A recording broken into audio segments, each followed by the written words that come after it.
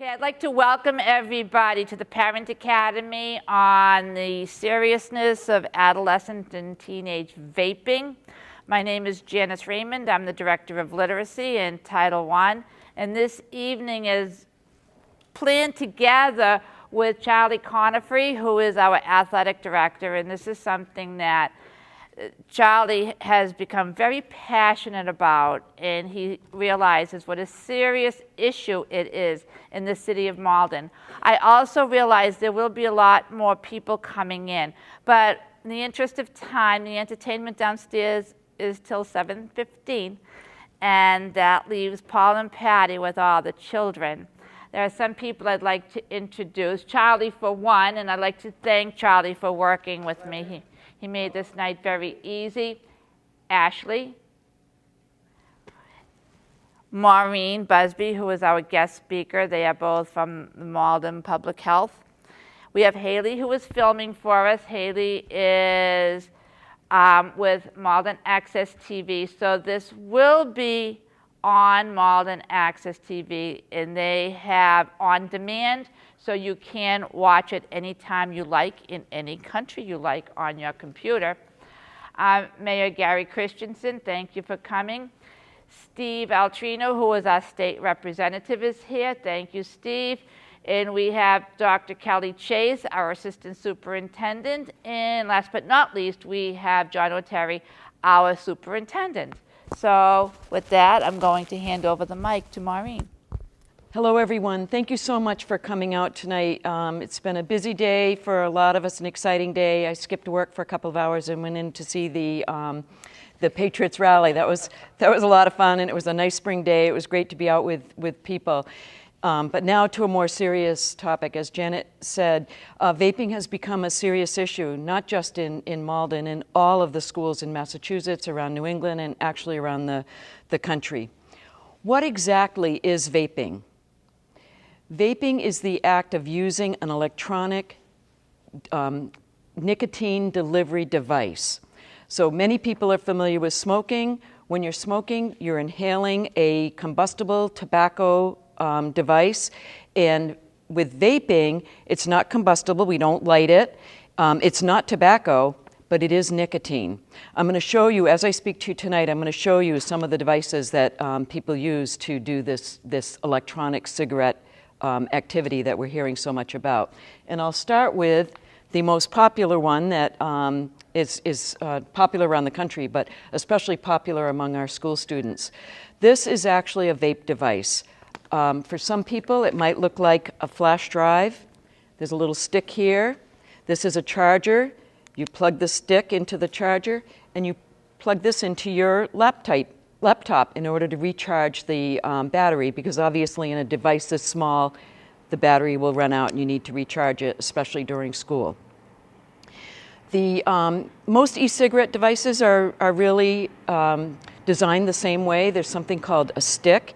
It might be a big, huge, fat thing, or it might be this slim, discreet device that I'm holding in my hand. But the stick you would hold on to kind of like a cigarette. You're holding this in your hand. It's got a pod. I'm going to show you what a pod looks like. Because the stick contains the battery and the heating element, the pod contains the e-juice. The e-juice is the liquid that has been laced with nicotine, that's the addictive substance, but also with other chemicals that help enhance either the flavor, the aroma, or both. Unfortunately, it also includes a lot of harmful chemicals. And as you heat this pod, once you attach it to your device, as this liquid is heated up, some of the metals come off the metal device, and so you're getting medical particles that you're inhaling as well. They get added to the vapor, nickel, cadmium, and other metals. And so when you're drawing on this device, like you would draw on a cigarette, so you're going to inhale it, you're inhaling an aerosolized mist. Instead of smoke, it's an aerosolized mist. We used to call it vapor, but vapor seems very benign. Vapor is the kind of thing, the steam that comes off your cup of tea. This is not benign. It's a bunch of chemicals that are actually harmful besides being addictive. One of the, well, first of all, they're so new that we don't know all of the health issues that these might cause. But among some of our vapors, medical professionals are finding a condition called popcorn lung. Popcorn lung is the scarring of the small airways in the lungs. It's irreversible. The medical name is bronchiolitis obliterans, but it's called popcorn lung because it was first discovered among factory workers in the South, where they're heating up those big vats of fake butter, the fake butter that we put on our microwave popcorn, hence the name popcorn lung. What I'd like to do, because some of you are a little far away and you can't see very well the device that I'm holding in my hand, but I did want to hold it so that you'd get the idea that it's small, it's discreet, it's easily hidden, and it's easily used by kids and others. But what I'm going to do is I'm going to pass around this board, and on this board is a device, the charger, a pod, a pack or box that the pods come in. Typically there are 4 pods in a pack. Each of these pods is equal to a pack of cigarettes. So this package of pods is equal to 4 packs of cigarettes and costs about $15. The device, depending on where you buy it, can be $30, $35, or $40 or so dollars. But once you have your device, you can get your hands on these pods, then you have a fairly inexpensive nicotine product. The photo on the bottom, that when this comes around you'll be able to take a good look at, is products that, and not just vaping products, but other products that were confiscated at a local high school over a 2-month period last spring. And I added this photo just so you get a sense that there are other products, but for the most part, what we're seeing in schools, kids are using these Juul devices and these Juul pods. So I'll start right here in the middle and pass that to you, and if you just pass it down the row and up the next row and so on. Now, the reason that people vape, what we've learned from kids especially, is that it's cool, it's edgy, the marketing is great, celebrities are doing it, and the companies that are making these products, they're making a lot of money, they have a lot of money, and they're pushing these products, especially on social media. So maybe not so much where adults are watching, but certainly where kids are watching. The adolescent brain is susceptible to any addictive substance, whether it's prescription drugs, nicotine, alcohol. Because the adolescent brain isn't fully developed, kids are more apt to become more quickly addicted, and it's harder for them to quit their addiction.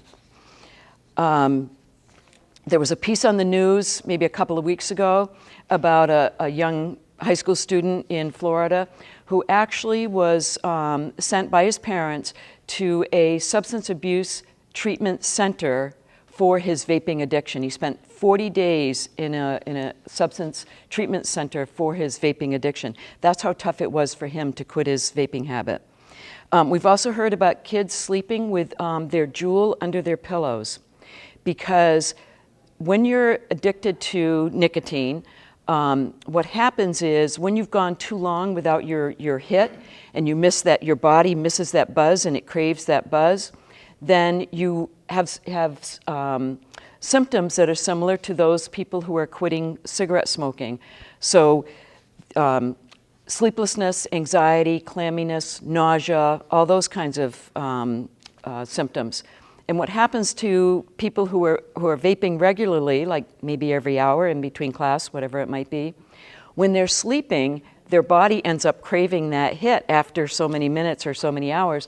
So they sleep with a Juul under their pillow so that when they wake up from the craving, they can take a quick hit so they can go back to sleep.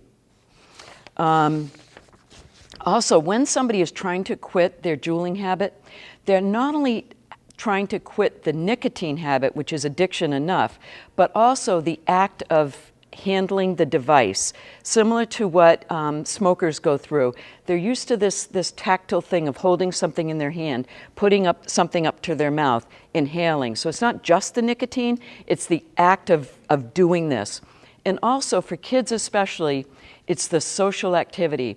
What we hear is vaping is a social activity. So kids gather, whether it's on the way to school, in a school bus, in the bathroom, school bathrooms, at a party, before a game, after a game, wherever it is, and they pass a vape around. So that's a social activity, that sharing of the vape device. So when kids are trying to give up vaping, they're trying to give up the nicotine, the handling of this cute little item, this cute little device, and also the social activity. Oh, another thing about sharing the vaping device, we don't have any information on this yet. It's too new, but I have a concern about what might happen when people are sharing this device and handing it from one to another. What might be left on the vape device that's passed on to the next person? The flu, mono, herpes, whatever it might be.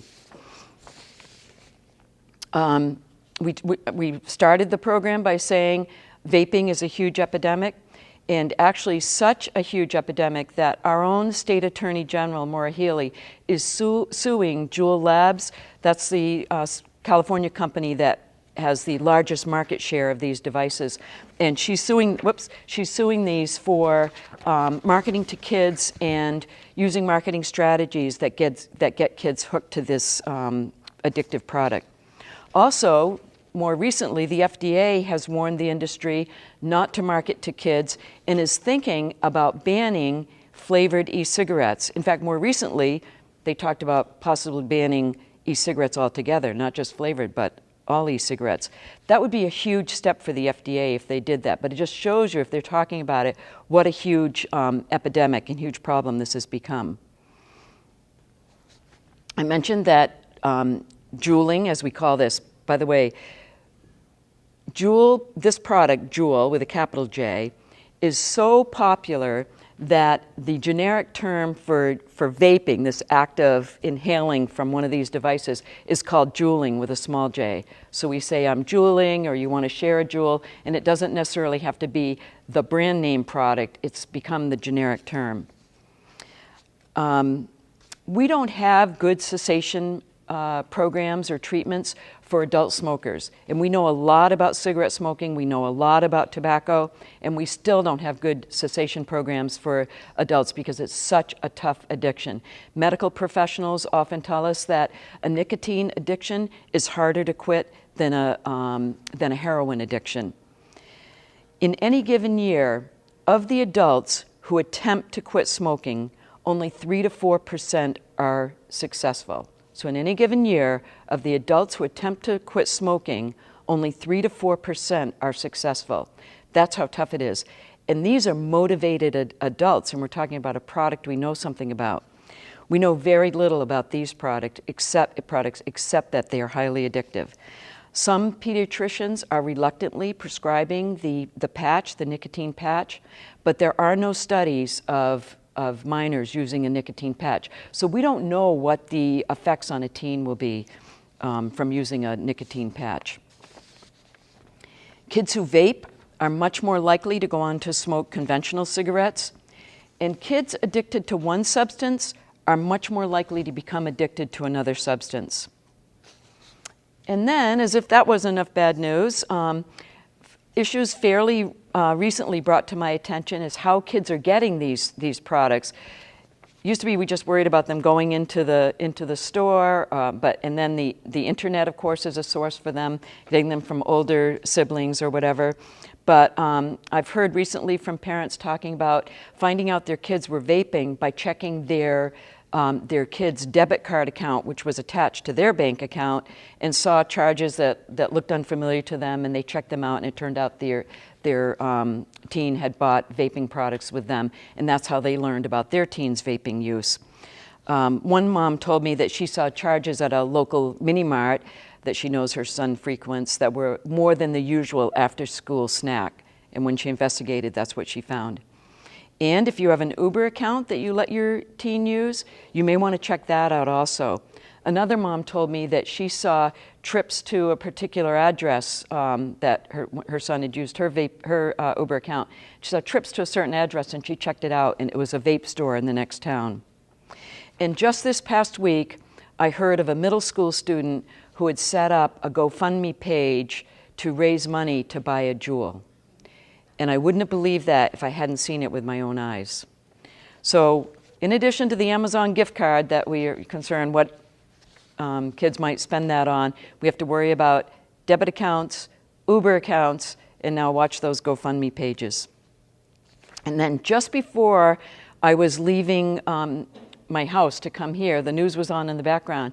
And so just on tonight's news, I heard that a man in Texas was killed from a vape device that had exploded. So probably not one of these vape devices. They have a very small lithium battery, not that they can't cause damage. And in fact, you can't go on an airplane with vape devices because the batteries are so volatile. But there are larger vape devices that people use, not generally students in school because they're not discreet, they're not small, sleek, and easy to hide. So generally not in school, although we do see them. And those are devices that you actually have to fill with a bottle of juice. And I brought some samples of bottles of e-juice with me tonight because I wanted to share with you the kind of packaging that these companies are using. This one is called Candy King Vape Jam. Might look like a jar of Smucker's jam to you. Does to me. Sour Dream, looks like Sour Patch Kids. This one is Apple Caramel Drop. And I have some additional photos. I don't have these actual samples, but I have some additional photos. This one that shows an apple juice box, it's actually e-juice. This is liquid nicotine packaged in a box that looks like a juice box that you might put in a young kid's lunch. Moms, this is not your mama's snack pudding. That's what's on this packaging. E-juice. I love popcorn. Another package of e-juice. And then these are green apple, strawberry, and watermelon e-juice. And we know that kids are attracted to flavors. We know that kids are attracted to candy-flavored, fruit-flavored products. And I have to believe that the companies making these products are aiming these products at our kids. Fortunately, as I said recently, the FDA, the Surgeon General, the CDC, certainly our Attorney General here in Massachusetts have all become very, very concerned about how these products are being marketed, and they're going after these companies. In fact, the FDA raided the Juul Labs offices in California to get their documents to see if there was proof there that they had intentionally gone after kids. Because we know 90% of adult smokers start smoking in their teens. So if we can keep our kids from using these addictive substances until they're 20 or older and their brains are more fully developed, they're less likely to become lifetime users. I do want to mention what's happening here in Malden. Your Board of Health has been particularly progressive and active in restricting access of these products to kids. The legal age to buy tobacco in Malden has been 21 for a number of years now. You have a pharmacy ban that's maybe been around for 3 or 4 years. No tobacco sales in pharmacies. You have a minimum price for for cigars, $2.50 minimum for a single cigar, $5 for a multi-pack. And the intention of that is to try to keep these products out of the hands of kids. You also have a flavor restriction.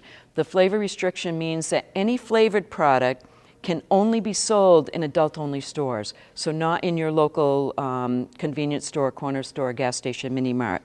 And then more recently, so you've already had those restrictions in place. More recently, the state legislature passed some good tobacco restrictions.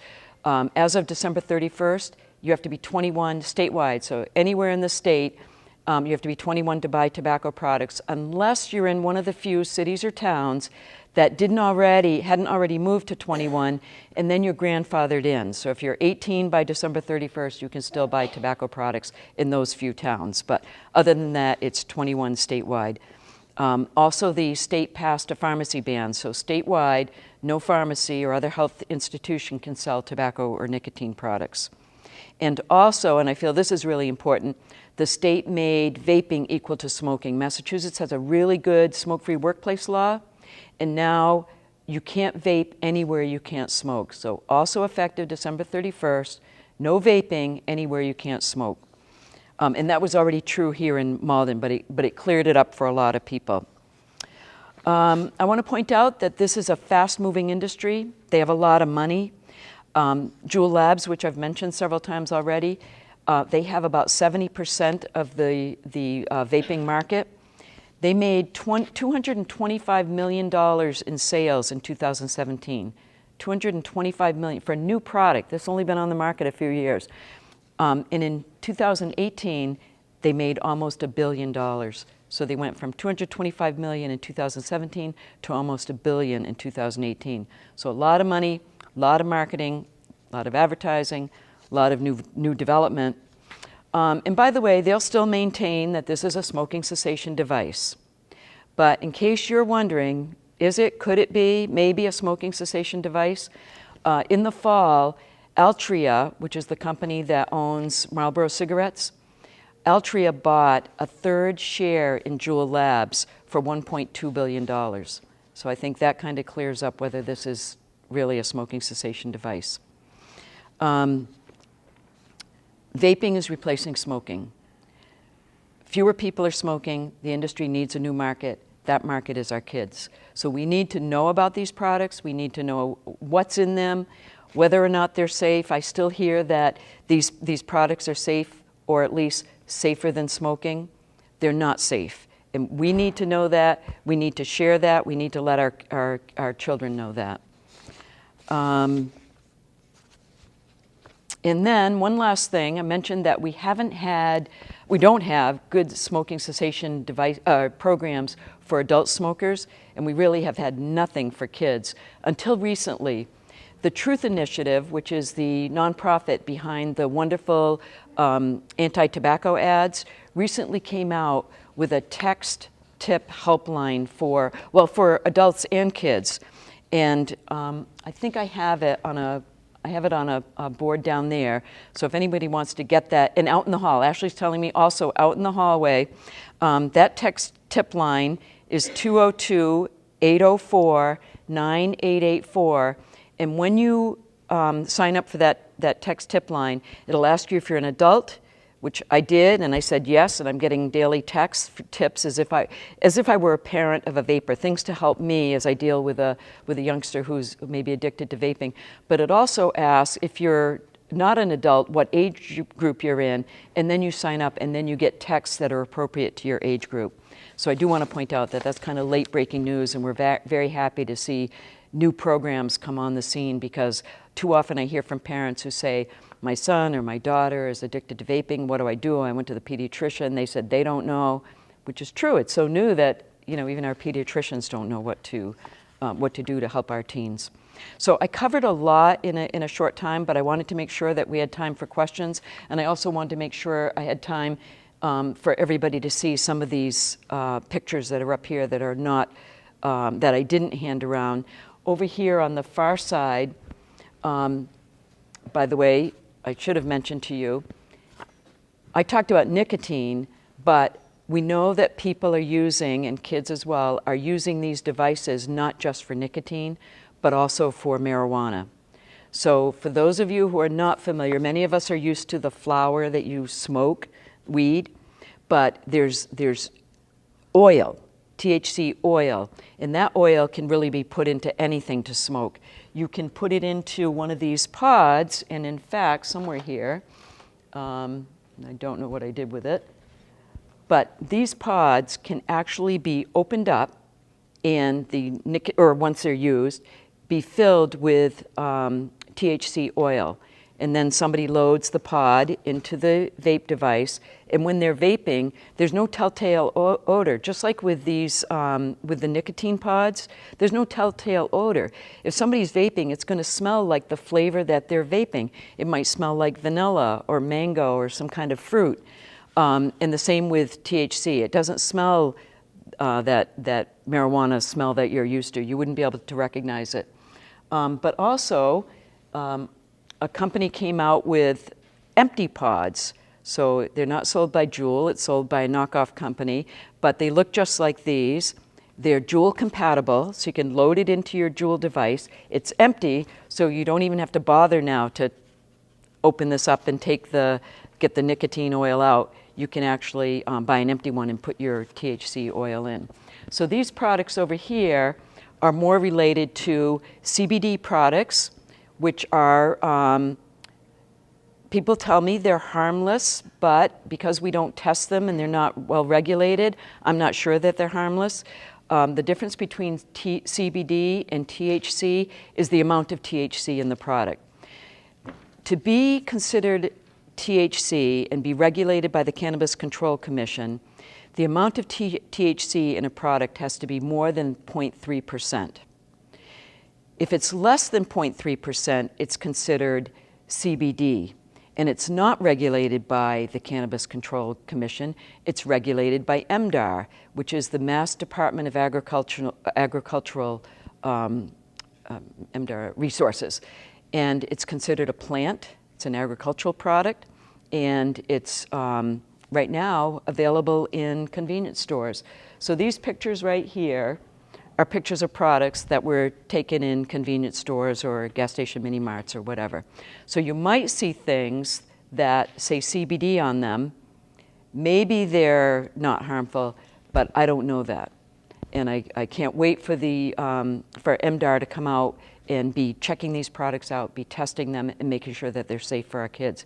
Because just because the label says, whatever it might say, these are CBD gummies, just because the label says CBD doesn't mean we know what's in it. This is a pen. Well, you can see, it looks pretty much like a pen. It's actually a vaping device for THC. So a lot of new products out there, things that we have to try to be aware of. I go into stores, I see new products all the time. Hard for me to keep up, and this is my job. So I'm very thankful that you folks came out tonight to at least get an introduction to the subject of teen vaping. So now I'd like to open it up to questions and see who has questions and where I can explain something that might not have been clear in my early remarks. So how easy is it for a child to get the Skittles or the gummy worms, I think? Actually, pretty easy because there's no age restriction. So if you wanted to go into the local convenience store and get some of these worm candies, you could.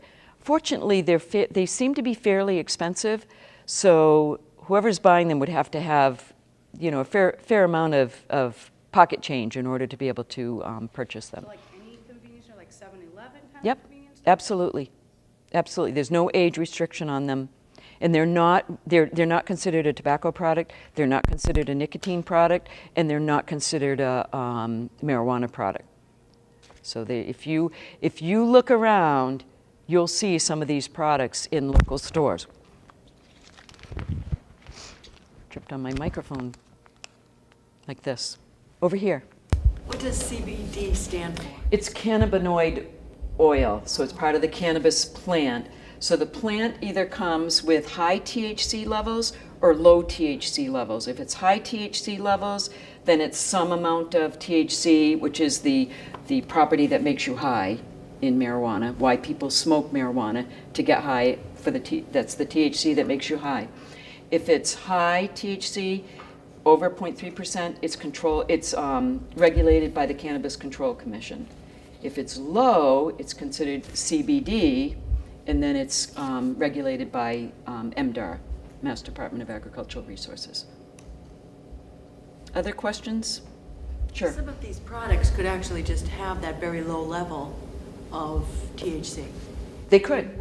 This oil industry could just draw in all kinds of other substances. Absolutely. So I think the question is, these products could have a low level of THC, be on the market, and they are, but could have other things in them, and that's my concern. I don't know what's in these products. I don't know, for instance, the gummies, like the artificial flavor and the artificial coloring. We know that some substances used to make flavors and aromas and colors are toxic.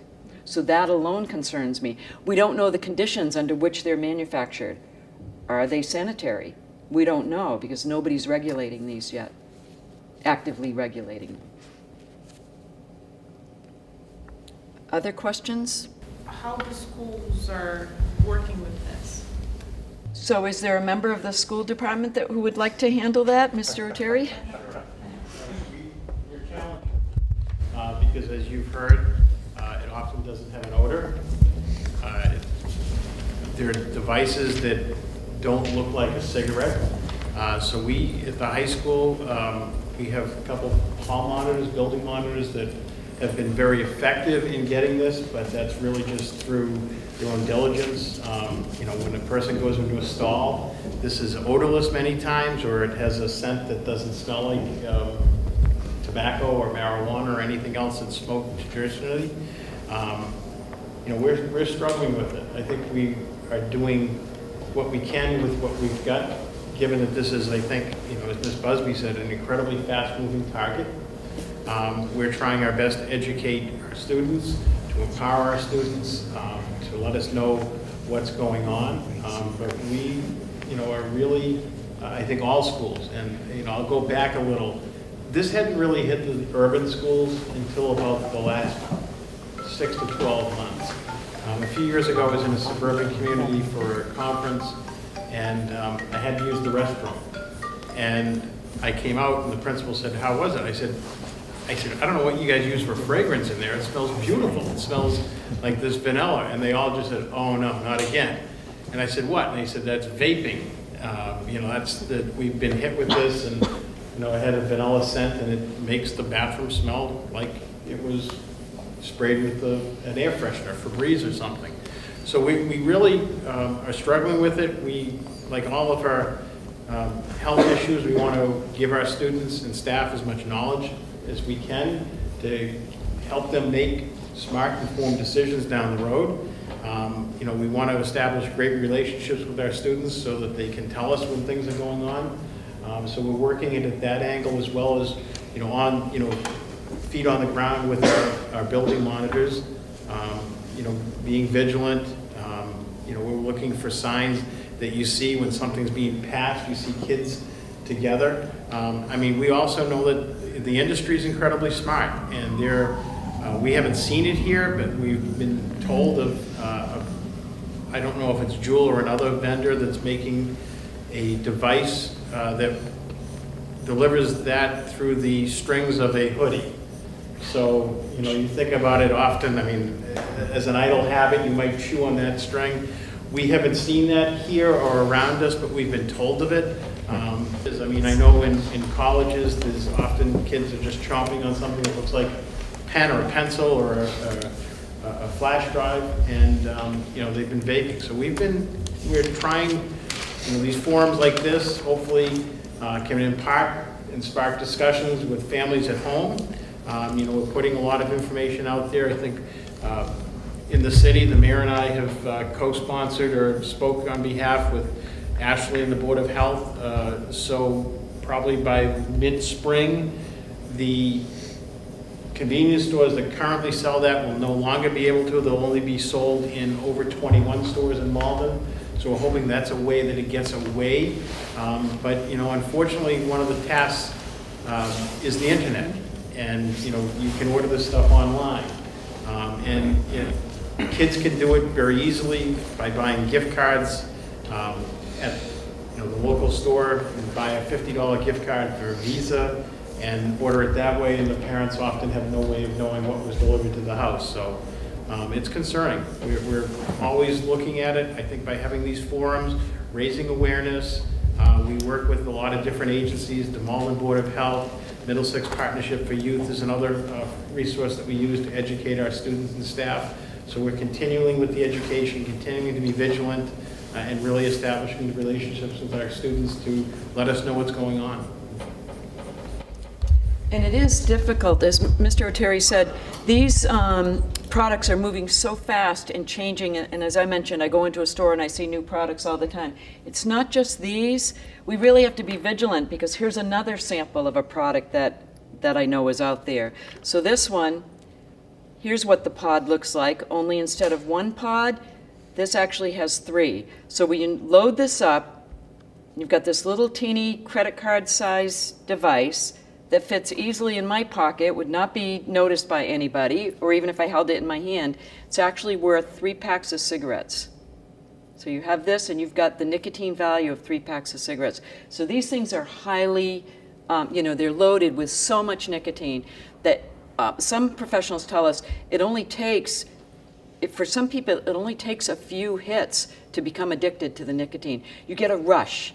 That's what kids, it's called a nic buzz or a hit. It's a rush, and it causes your heart to race a little bit, and you get a buzz in your head. Yes, Steve? Maureen, do all the products have a nicotine in it? So there are, good questions. Steve asked, do all the products have nicotine in them? There are some products that are labeled zero nicotine, and there may be some products that have zero nicotine. However, we do know that some products labeled zero nicotine actually have nicotine in them.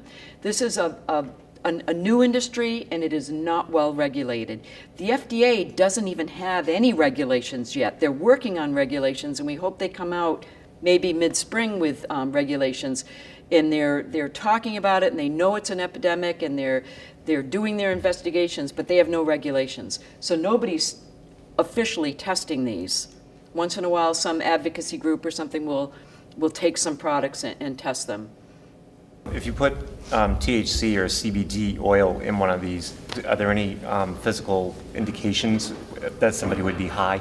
Like their pupils get dilated or they get the munchies, that kind of stuff? Yeah, so THC is THC. Whether you smoke it in a joint or whether you vape it from one of these vaping devices that has been filled with liquid THC. So that's THC. So it would be the same effects. And of course, everybody's tolerance is different. So it would depend on the person who's taking the THC and how much they took in and how long it's been since they ingested it. And you said you had a second question. Socially, smoking marijuana is becoming so much more accepted because it's legal now in the state of Massachusetts. It's legal in a whole bunch of states. We've got pot shops opening up all over the place. So at a state level, it's like, okay, socially we're promoting all of this stuff, and yet here we are trying to prevent it on the front end. It seems that there's two different paths going down here. So is something being done at the state level, or is it up to us as parents to just say, so well stated. So the statement was, because pot is now legal, and so there are pot shops opening up, and we have medical marijuana dispensaries and advertising and so much in the news about it, and yet we're saying it's bad for our kids. So whose responsibility is to make sure that our kids know that this is bad for them? So as with many substances, and alcohol is one of them, there's a big difference in a child ingesting them and an adult ingesting them. So the adolescent brain isn't fully developed until about age 25. So with any of these substances, putting that substance into a child's body has a different effect than putting it into an adult body. And then the other part of it is, where is it legal? So just like alcohol, it's not legal for anybody under the age of 21 to use marijuana. However, so easy to get your hands on it. Yeah, exactly. However, are kids using it? Is it available? Absolutely. So what we all need to do, just like with the nicotine discussion that we were having, the same with alcohol, the same with all of the substances, and Ashley works in this field, we need to be educated about what these substances are, where they're coming from, what they look like, who's using them, what the effects are, and we need to educate our kids, both in the schools and in our homes, and we have to let our children know what our values are, and we have to be good role models for them. And if we don't want our kids to use these substances, then we might want to think about how, when, where we're using them, and what message we're conveying to them. What is being done to restrict these smoke shops from opening up in a relatively close distance from a school? Because I noticed there's a fairly new one over by the high school as well, and there's one down the street. That's a very good question. So the question was, what's being done to keep more smoke shops opening up close to schools? So the one that's near the high school opened up just before the Malden Board of Health passed a regulation that restricts the number of tobacco permits that are issued in the city. So right now, Malden has a restriction on the number of tobacco permits or licenses that can be outstanding at any one time. So now if somebody were to come into the Board of Health and say they want to open a new store, the first thing that would be looked at is it within 500 feet of a school? If it's within 500 feet of a school, that tobacco permit would not be issued. Also, do they have any permits available? Because now there is a limit, an upper limit on how many there can be active at any one time. So good question, but there is a tobacco permit cap and a proximity ban. Other questions or comments? Somebody else want to add to the discussion? I'll just add, like I did a couple weeks ago at the Board of Health, I think one of the most concerning trends we see is that there's companies that are making these empty vessels to put oil in. I mean, to me, that's the equivalent of Poland Spring, putting empty bottles next to the vodka selection at the liquor store, saying, we don't care if you buy the water, just you can put the vodka in it. That's really what they're doing. And that, to me, is a trend that's, I think, really potentially crippling to our kids, because we're giving them the message that put whatever you want in it. We don't care. This company, I think, is very socially irresponsible for doing that. They're making it easier for kids to get very harmful things into their body. I think the flavoring and taking away the natural scent that would at least alert people to what's going on. I think, the question somebody asked about, will they still have the symptoms of being high? Yeah, they do, except it makes it harder on those of us in schools or emergency responders. I mean, you could smell marijuana on somebody and at least take a reasonably educated guess. I think you're under the influence. But when there's no scent, it makes it harder. And now you have to kind of, I've been in this business 30 years. You kind of have to go through your checklist. Okay, what substances would make the person do this, this, and this? And you don't know. And I mean, these things are so unregulated as to what the potency is. I think that's one of the real problems I think we're going to see with the legalization of marijuana on edibles and things like that, is you have no idea what the potency is of that. I mean, at least alcohol, it's regulated, you know the content of it, you know how much, 4 ounces of wine is equivalent to, 12 ounces of beer, 1 ounce of liquor, that you can make those equivalents. But when you have different manufacturers, an unregulated industry, you don't have any idea what the potency of that is and how it impacts a person. So I think we're struggling. That's why I think these forums are incredibly important, and we need some advocacy there. I think that Malden has made some really good strides. I think we're a little bit ahead of this, but still, the industry, all those billions of dollars that the tobacco industry had are now being poured into alternative ways. Yeah. They know people aren't smoking, they're marketing this. If you listen to ads,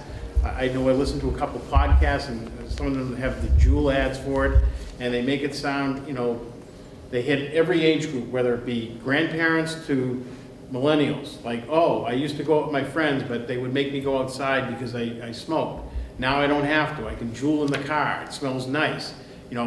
Grandfather saying, oh, now I get to see my grandkids and I don't have to choke on my cigarette smoke anymore now that I vape. It's just, they're hitting it, right? They're a billion-dollar industry. They're not going to go away tomorrow. They'll put their money into another industry like juuling, vaping, whatever it is, to make their billions.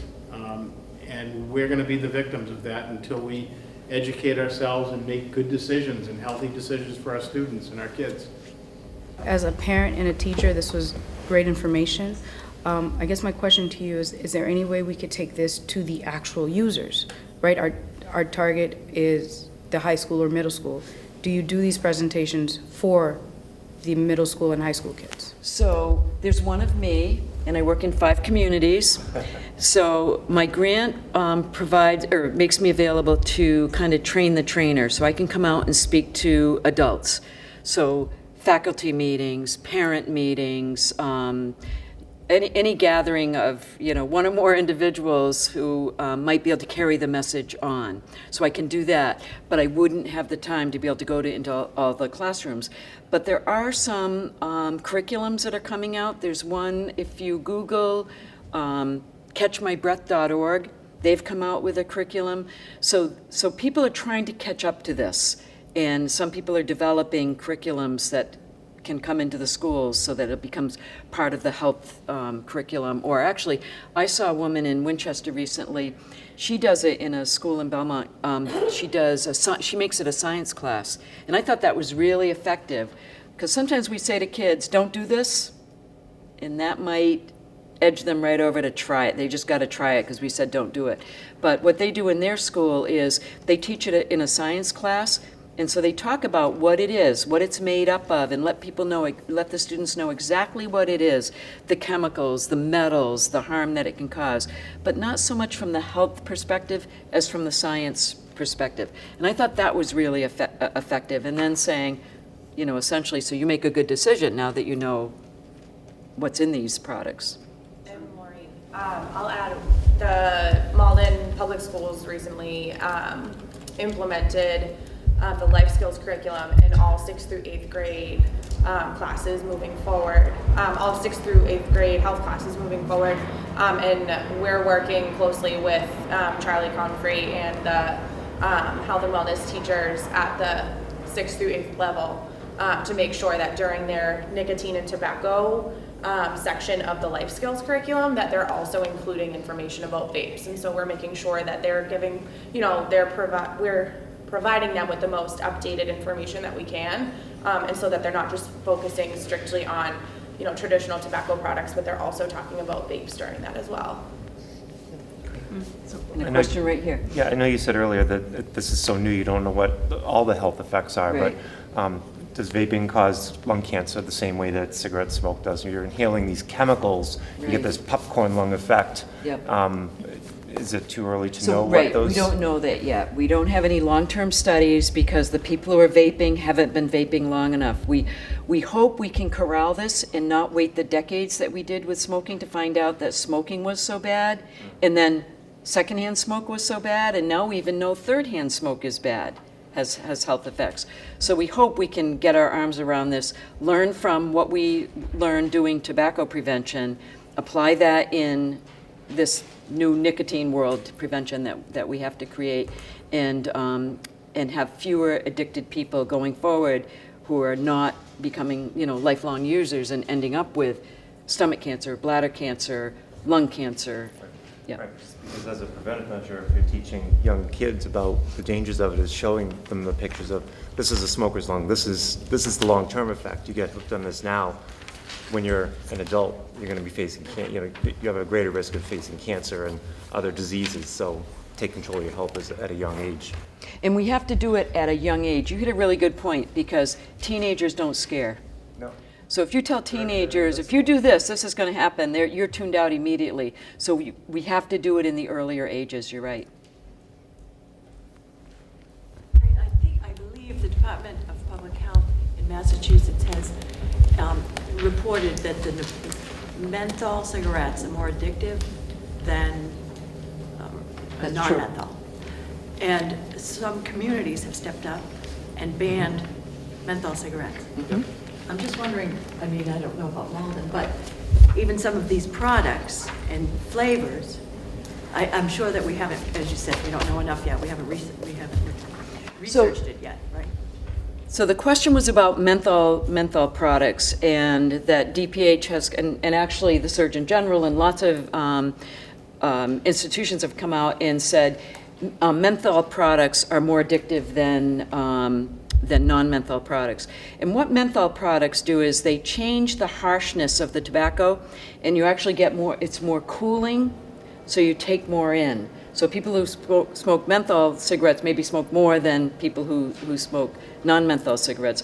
So we're very concerned about that, and we did a restriction here in Malden. So we've restricted all flavored products to adult-only stores. But the FDA definition of flavored products excludes mint and menthol. So mint and menthol are still available of these vape products. So this is fruit medley, and this is mint. And when we see confiscated products, because there's a restriction here, we don't see many of these, we see tons of these. The kids easily switch to mint and menthol. And so what Malden Board of Health is looking at right now is an additional Board of Health regulation that would restrict possibly the sale of menthol products to adult-only stores, and maybe restrict the sale of e-cigarettes to adult-only stores. Somerville did that. they passed a regulation, and their regulation will become effective April 1st. And some other communities like Needham and Ashland, I think, are looking at that. And some other communities that I work with have talked about bringing that up with the Board of Health and discussing if that's something that needs to be done in their communities. Because we thought the flavor restriction removed the products from that the kids were interested in, but they easily switched to the menthol and the mint, and that's what they're using now. So another step we have to possibly take. So if that's the end of the questions, I just want to thank you so much. You've been a great audience and a lot of good questions, and I appreciate you being here and participating. Thanks a lot. Thank you, Maureen.